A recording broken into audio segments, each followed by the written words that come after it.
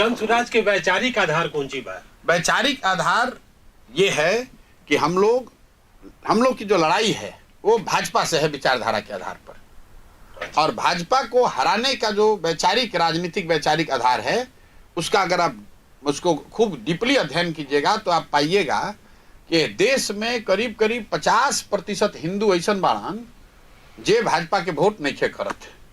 आ 20% मुसलमान minority Christian सिख जरा कहली कि जे भाजपा के वोट नहीं करत। भाजपा के देश में 40% वोट मिला था, मिलल बा 35%, लेकिन 40 ऐसे कहता नहीं कि भाजपा सब सीट पर ना लड़े, जो सीट पर लड़ेला ऊपर करीब करीब 40% वोट मिलल बा।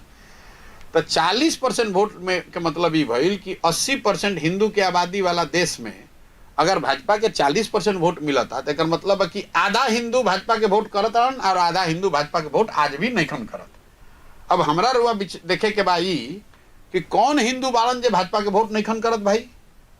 हम रुआ के बताओ तनी कि कौन हिंदू भाजपा के वोट नहीं करत। जौन हिंदू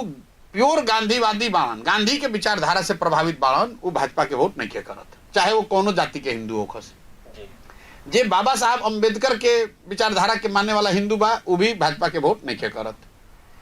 जे विशुद्ध कम्युनिस्ट विचारधारा के मानने वाला बा वो भी किसी जात का हिंदू हो, वो भाजपा को वोट नहीं कर रहा है, भाजपा का विरोध कर रहा है। और जो लोहिया जयप्रकाश के समाजवाद को मानने वाला हिंदू है वो भी भाजपा को वोट नहीं करता है। अब ये चार विचारधारा में से जे कम्युनिस्ट बा तो भाई कम्युनिस्ट तो दले बा, जे समाजवाद वाले बा तो करते ही जुटो अपन नीतीश उतीश के लोग ढोई रहल बाड़न जा। गांधी और अंबेडकर के मानने वाले लोग अगर साथ में आ जाएं और उसमें आप माइनॉरिटी को जोड़ दीजिए, मुसलमानों को जोड़ दीजिए, तब विचार के स्तर पर इन चार विचारधारा के मानने वाले लोग और मुसलमान मिलकर 60 हुए और भाजपा 40 हुई, आप राजनीतिक लड़ाई लड़ सकते हैं। तो जन सुराज का राजनीतिक वैचारिक आधार यही है भाजपा से लड़ाई लड़ने का। इसीलिए जन सुराज के झंडे पर गांधी और बाबा साहब है। कहें कि हम कम्युनिस्ट के तो लगा ना सकी, समाजवादी के हम लगा ना सकी, तो हम लगाइले बानी गांधी के, बाबा साहब के, कि ये दोनों विचारधारा के मानने वाला लोग भी अगर साथ में आ जास तो मुसलमानों को, माइनॉरिटी को साथ में जोड़कर इन दोनों विचारधारा के झंडे के अंदर सबको लाकर भाजपा से राजनीतिक और वैचारिक लड़ाई लड़ी जा